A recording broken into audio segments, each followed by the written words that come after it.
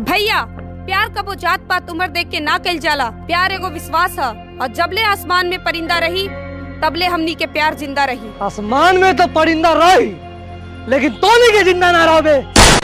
DG Ajay Raj Ajay Raj Ajay Raj